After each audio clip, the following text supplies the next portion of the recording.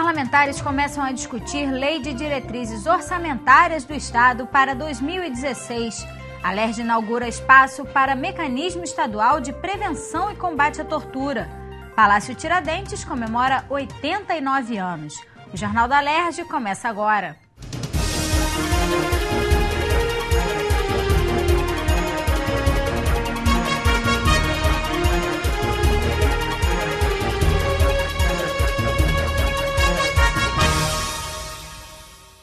A LERJ inaugurou nesta quarta-feira um espaço dedicado ao Mecanismo Estadual de Prevenção e Combate à Tortura. O mecanismo foi criado há 4 anos, após a aprovação de lei dos deputados Jorge Pisciani, Marcelo Freixo e Luiz Paulo. O Rio de Janeiro foi o primeiro estado do mundo a criar um mecanismo deste tipo. Essa lei foi criada em 2010, que cria o mecanismo e o Comitê de Prevenção à Tortura. É considerada pela ONU como a lei mais avançada do Brasil, uma das mais avançadas do mundo, porque são pessoas que trabalham especificamente na visita das unidades de encarceramento, combatendo e denunciando a tortura. Isso é muito raro e o mais importante, eles têm autonomia, eles são independentes, eles estão vinculados ao poder legislativo e não ao executivo. Então já tem relatório produzido, sem dúvida alguma, é um baque muito grande na prática da tortura, que é colonial no Brasil. Então, no momento em que o Palácio Tiradentes faz aniversário de 89 anos, um palácio com tanta história, né, a gente inaugurar essa sala, inaugurar um espaço físico, onde esse mecanismo vai ter mais chance de trabalho, mais estrutura de trabalho, é um grande avanço para a democracia, porque não é possível a gente imaginar a democracia com a prática da tortura. Finalmente, hoje, eu tenho essa alegria de poder comunicar ao Subcomitê de Prevenção à Tortura das Nações Unidas que o mecanismo do Rio de Janeiro, reputado um dos melhores mecanismos do mundo em eficiência, tem a sua casa própria. Então, isso é um motivo de muita alegria, muito orgulho.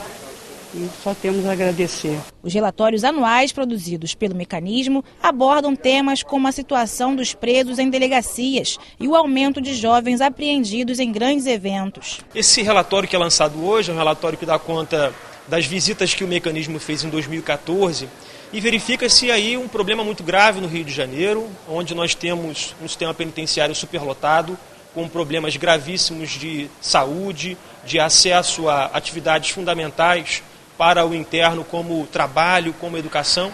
Então o Rio de Janeiro está muito mal nessas matérias. O presidente da LERJ, deputado Jorge Pisciani, disse que o parlamento não vai contribuir apenas com espaço, mas que vai garantir apoio político ao mecanismo. Não há nada mais perverso, não há nada mais cruel, não há nada mais desumano do que a tortura.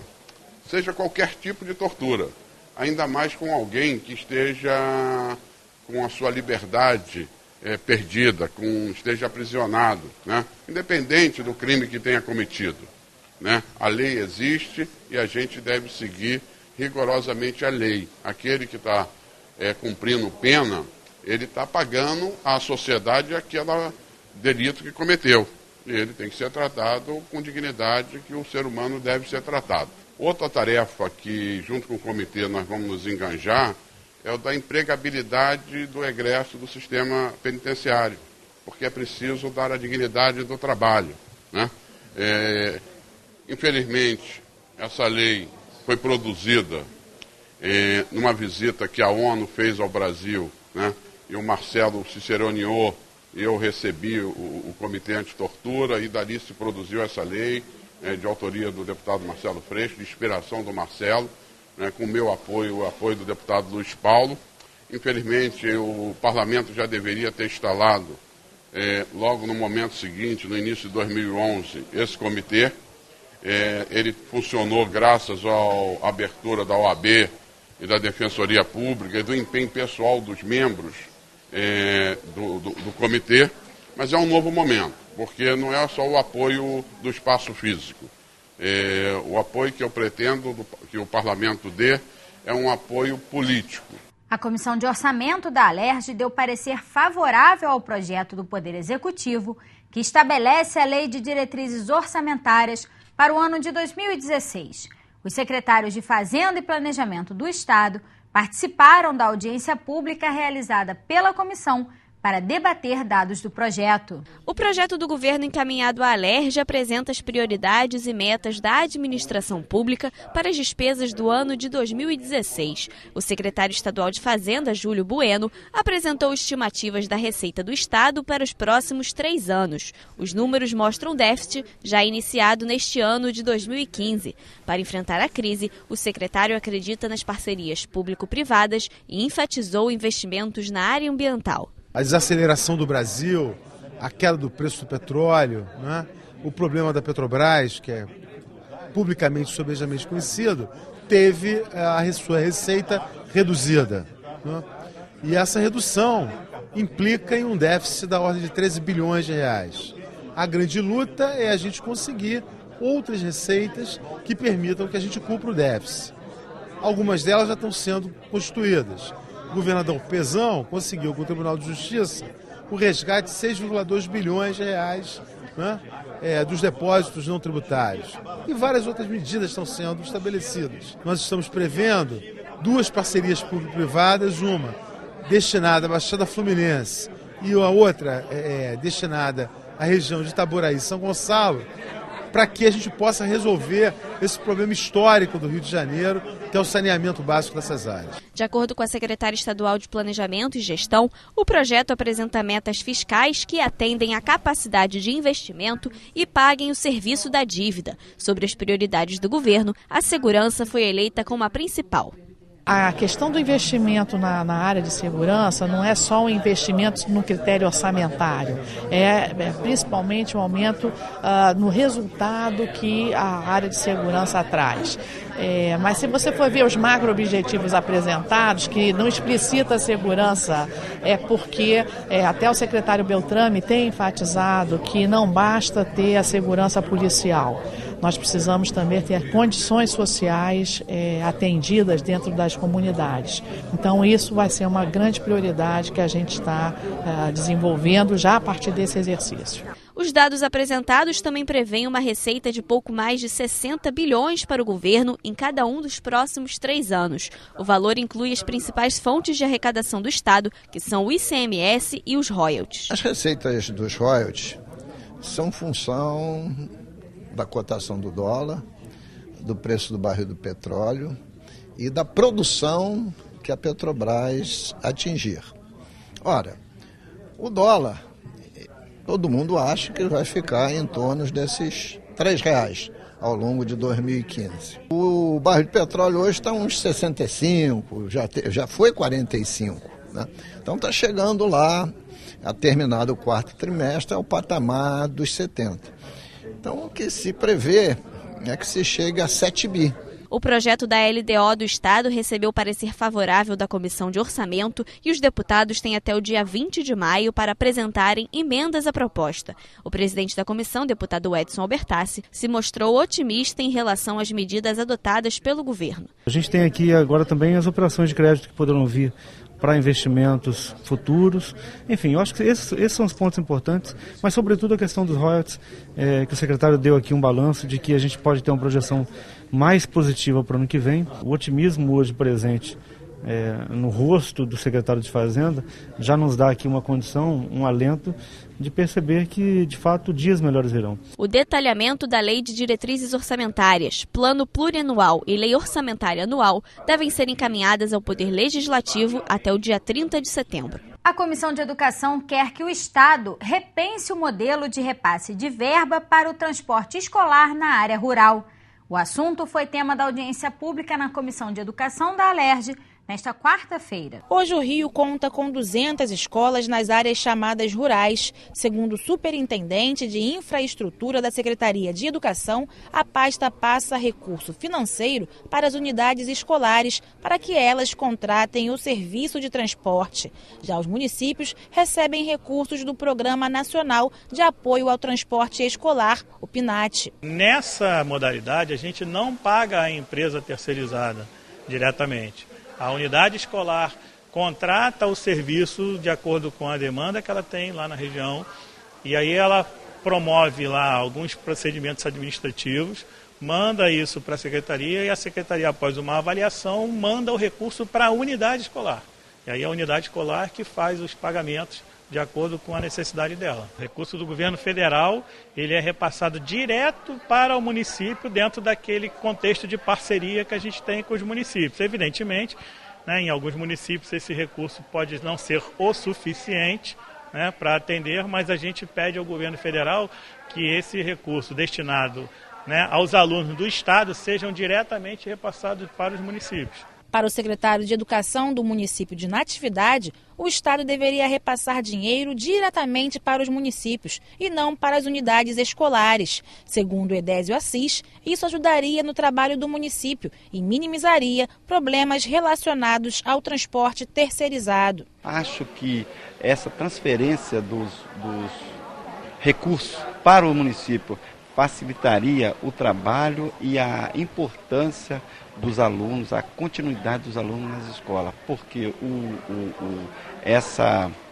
essa condição que o Estado faz com os municípios, do nosso município, principalmente eu estou falando de Natividade, eu acho que não funciona, a privatização lá no nosso município não está funcionando. Se o município tem a condição de puxar os alunos nessa parceria, por que não fazer? O deputado Valdec Carneiro, que presidiu a audiência da Comissão de Educação, acredita que o Estado precisa repensar o modelo de repasse de verba e disse ainda que a substituição do serviço terceirizado de transporte escolar na área rural pela gestão municipal pode ser mais econômica e efetiva. De fato, nós percebemos que talvez seja necessário uma maior coordenação das ações do Estado e dos diferentes municípios, para racionalizar e otimizar a oferta do transporte escolar. Nesse sentido, muitos municípios se mostram em condições de assumir a gestão do transporte escolar, desde que haja os devidos repasses por parte do Estado, e isso substituiria a gestão terceirizada, que foi muito criticada na audiência. Portanto, se os municípios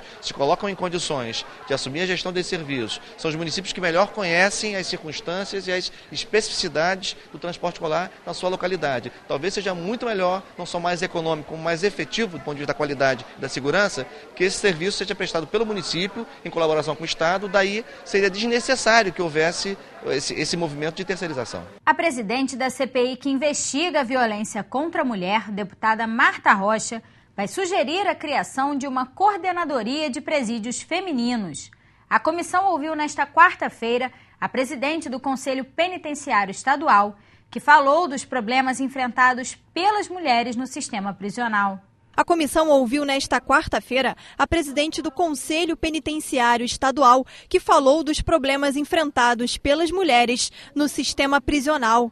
Na reunião, Maíra Fernandes apresentou o perfil da mulher que ocupa os presídios do Estado. A maioria é negra, pobre, mãe e chefe de família. Elas representam 40% da população carcerária atual. O Estado tem atualmente 2.077 presas, segundo a SEAP, a maioria por tráfico de drogas e crimes contra o patrimônio. As gestantes e as mulheres com filhos não contam com prisão domiciliar ou regime semiaberto. A banalização da prisão é geral, tanto para homens quanto para mulheres, mas no ambiente feminino ela tem sido muito cruel. A lei de drogas tem aumentado significativamente o número de mulheres presas em todo o país.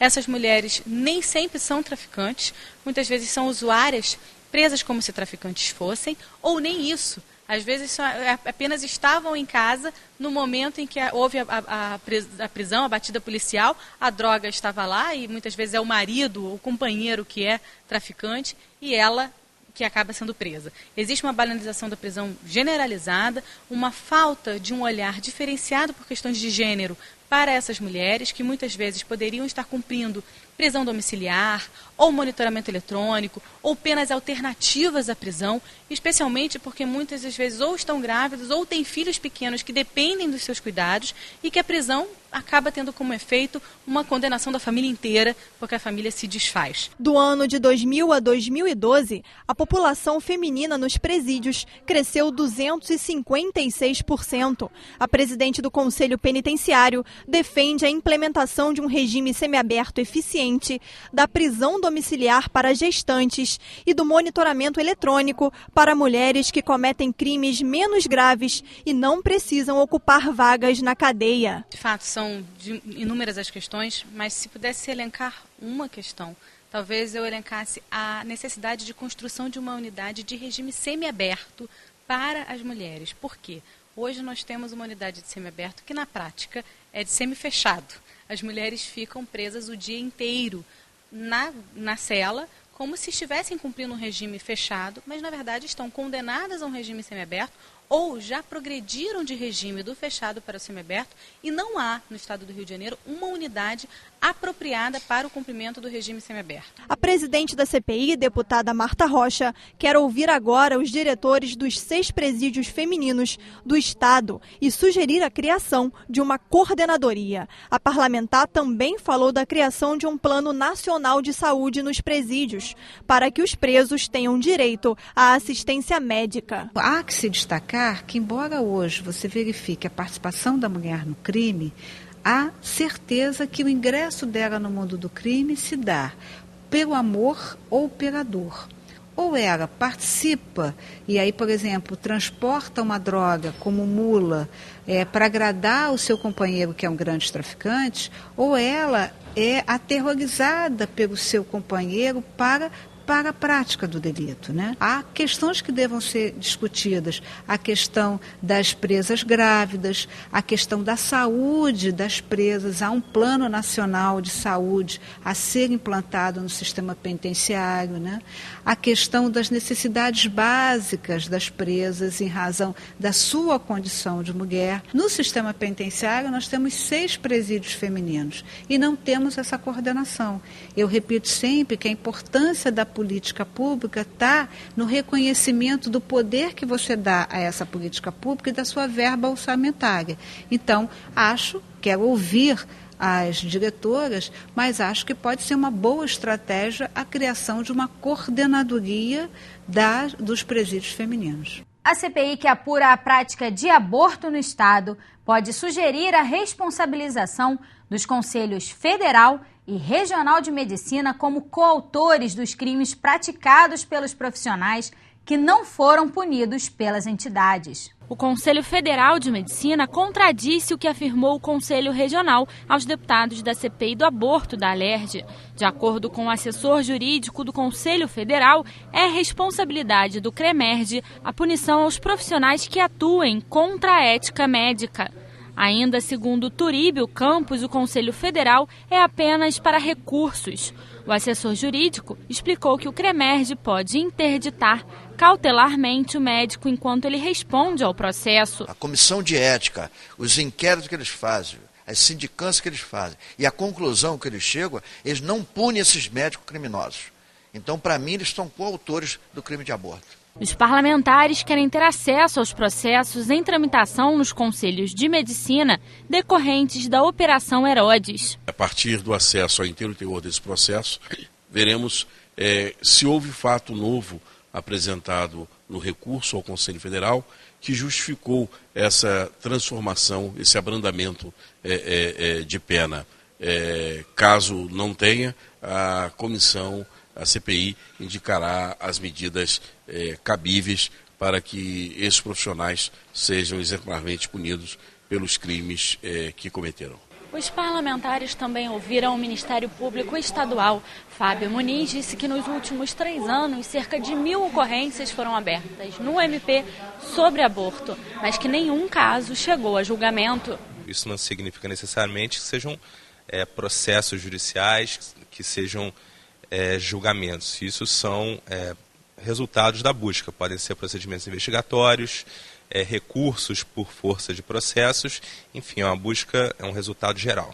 A Vigilância Sanitária do município do Rio também afirmou que nos últimos 3 anos não há registro de fechamento de clínicas de aborto. Acompanhe agora as informações do plenário com Fernanda Nogueira. Nesta quarta-feira, os parlamentares analisaram 10 vetos do governo a projetos aprovados na Alerj. O primeiro veto da pauta foi ao projeto do deputado André Lazzaroni, que determina um prazo de 30 dias para que as concessionárias de veículos e oficinas descartem as peças automotivas usadas ou danificadas. O destino deve ser a siderurgia ou o aterro sanitário licenciado pela FEEMA. O objetivo da proposta é impedir que as peças sejam revendidas. O veto foi rejeitado. Nossa lei vem a regulamentar isso, obrigar que esse destino seja as siderurgias, os aterros, enfim, o local mais propício para descarte dessas peças que não podem ser reaproveitadas para acabar com essa ilegalidade que acontece hoje em nosso estado. Os parlamentares discutiram o veto do governo a uma emenda aprovada na Alerj que modifica o projeto de reajuste do piso regional do estado. A emenda incluiu a categoria dos jornalistas na última faixa salarial, com rendimento de pouco mais de R$ 2.400. O veto foi derrubado no plenário. É uma grande vitória, acho que a Alerj conseguiu aprovar a emenda e agora derrubar esse veto, fazendo com que a gente aqui no estado do Rio de Janeiro tenha uma valorização do profissional do jornalismo, que significa uma valorização da imprensa, fundamental para a democracia. Os parlamentares também derrubaram o veto do governo ao projeto da ex-deputada Miriam Rios, que obriga os estádios e ginásios esportivos que tenham placares eletrônicos a divulgar mensagem de combate à exploração sexual. O projeto vai virar lei. Também rejeitado o veto à proposta do deputado Samuel Malafaia, que determina a divulgação dos telefones da Secretaria Municipal de Transporte e do Detro dentro dos ônibus. Os números também devem ser divulgados nos terminais rodoviários. O projeto vai virar lei.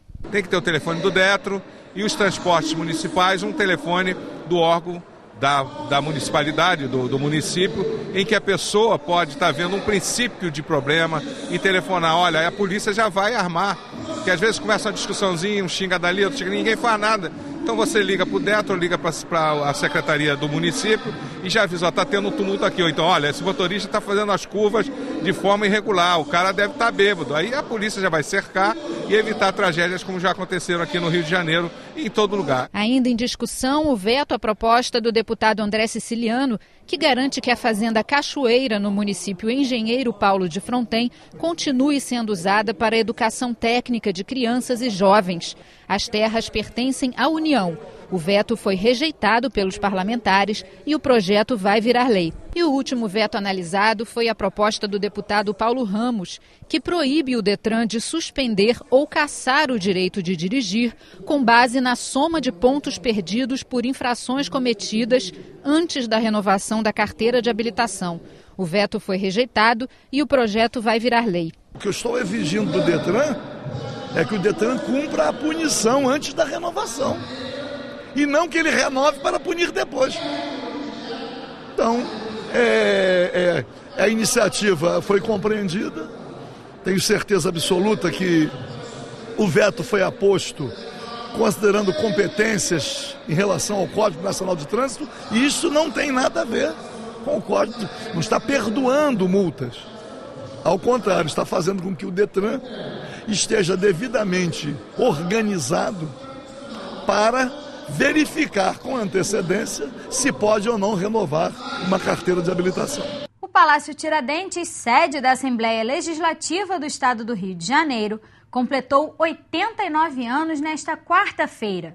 Para comemorar a data, o Departamento de Cultura da Alerj realizou o passeio Rios de História. Um grupo de aproximadamente 20 pessoas partiu das escadarias do Palácio Tiradentes em direção ao corredor cultural do centro do Rio.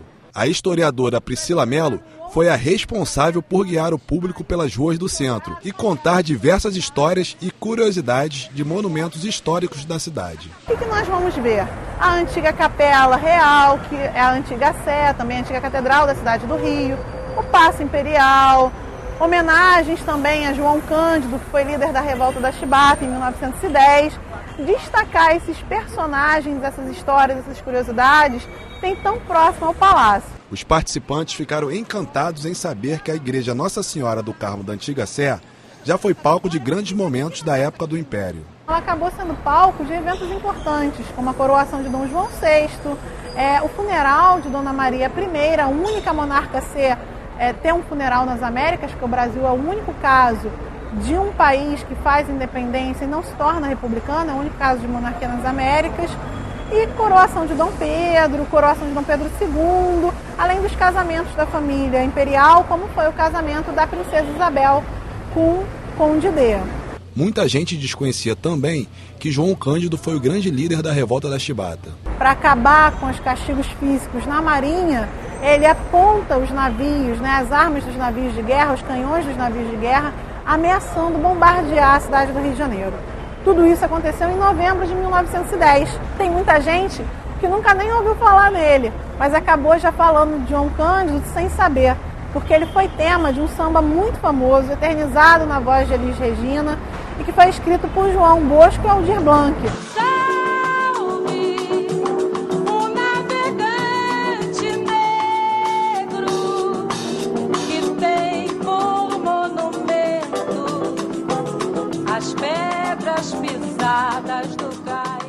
Muitos visitantes resolveram participar do projeto por acreditar que a iniciativa não só ajuda a preservar a cultura da cidade e a história do país, mas também a criar uma conscientização na sociedade em relação à preservação da sua própria história. É uma iniciativa muito construtiva da Alerj para resgatar a história do Rio de Janeiro e isso é muito importante para o nosso povo. Os participantes ainda recebem o passaporte cultural da Alerj, que além de dar acesso aos centros culturais do Corredor Cultural, também dá direito ao sorteio de brindes. A ideia é harmonizar, e incentivar que o público participe de todos os pontos turísticos. Então a pessoa vem até aqui, recebe o carimbo, passa pelos outros pontos também carimbando e no final a gente sorteia um livro histórico do Palácio Tiradentes. O objetivo é que o passeio entre no calendário cultural do Rio e seja realizado pelo menos uma vez por mês. Esse foi o primeiro, um projeto piloto para comemorar os 89 anos, mas a ideia é que se torne parte do calendário cultural da Alerj. Então esse é o primeiro de muitos que vamos fazer. A visita termina com um tour por dentro do Palácio Tiradentes, onde o visitante pode conhecer tanto o passado quanto o presente do cenário político brasileiro. Venha conhecer o Palácio Tiradentes. Estamos abertos todos os dias com visitas guiadas, de 10 da manhã às 17, entrada gratuita, sábado e domingo, de meio-dia às 17.